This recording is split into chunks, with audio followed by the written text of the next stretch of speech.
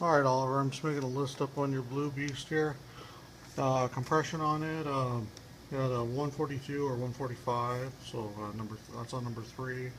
162, 164 on number 2, and 160, 162 on number 1. The cooled water from the radiator pump, or out of the radiator, travels to the water pump and cools number 1 down first.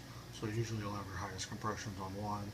Then the water travels, takes some heat off of 1, travels into 2 a little bit warmer, and then into 3. And I'm pretty sure since this motor's either been re-ringed or probably re-ringed because the compression. If this was new compression, this would be like more like 180, 200, depending on what it had for a head. So I'm going to guess and say that this is probably an exhaust valve leaking, which wouldn't be out of line, but I wouldn't doubt if you drove it 30, 40,000 miles before it really gave you a problem. But since you just bought it a few days ago, I don't know the gas mileage on it. That would actually tell me more, the real miles per gallon on the freeway. The rear wheel bearings are noisy. You actually just hear those spinning. I don't know if this picks it up, but both sides are noisy.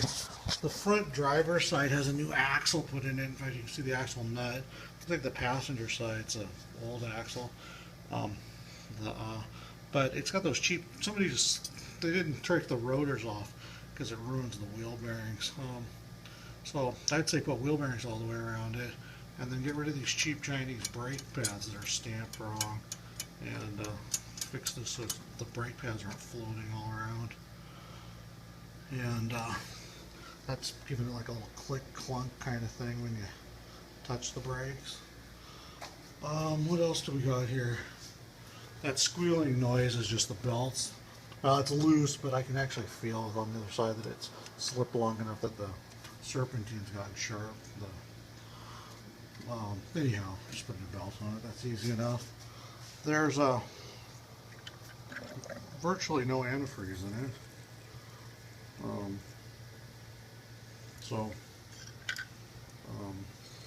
it's got new hoses on the top and the bottom. It doesn't look like they've changed the heater hoses, but I felt them and I feel like they're all okay. Oh, the clutch feels like it's all in adjustment. It doesn't drive too terribly bad. Be nice to know how much oil it used in 1,000 miles, so that's something for you to check. And the fuel economy. The fuel pump, driving it, really noisy. That buzz or hum you hear coming out of the back of the car, that is the pump actually going out. And then I think the bolts have actually fallen out of the steering column. So we can probably just take that apart and put it back together, and then glue those dash knobs on that are popping off for you. And trying to think if there was something else that was mechanically was an issue. Tranny works good. Seems to actually run and drive good. This coil right here, you can just leave it on there because it's there, but that coil is no better than the one that came off of it.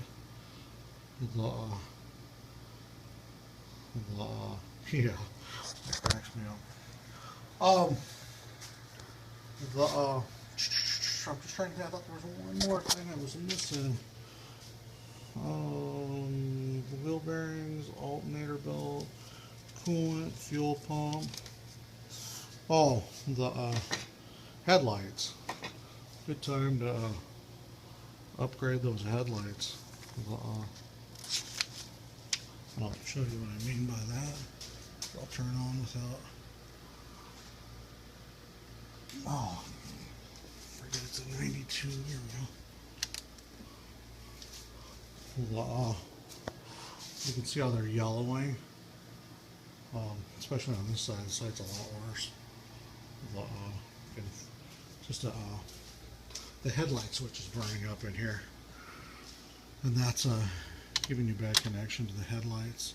I put a set of aftermarket lights in it. In fact, if you back up a couple of videos on YouTube while you're watching this, you'll see I just posted some stuff on some LED lights, and they get a new power source to the battery, so we're not using the headlight switch anymore except for just a switcher relay. and they'll fix that forever. The scary part is when the headlights on a Geo go out, they go out when you're using them, so it's usually pitch dark out. I was driving up through the National Forest one year and had one go out on me in the middle of a sharp S-turn, and I was doing about 60, and the whole world just disappeared in the darkness, and I was lucky not to drive off the road, literally. Yeah, so put some brakes on it, some wheel bearings, everything you just saw on that list, and a belt on it, and I think you're ready for California bound. I don't see a problem with that. Oh, there was the glove compartment you wanted. I'll tweak that or bend it so it stays closed. And besides that, I think you're in pretty good shape. Yeah, I think I'll end this video right here and figure out what you want to do with it.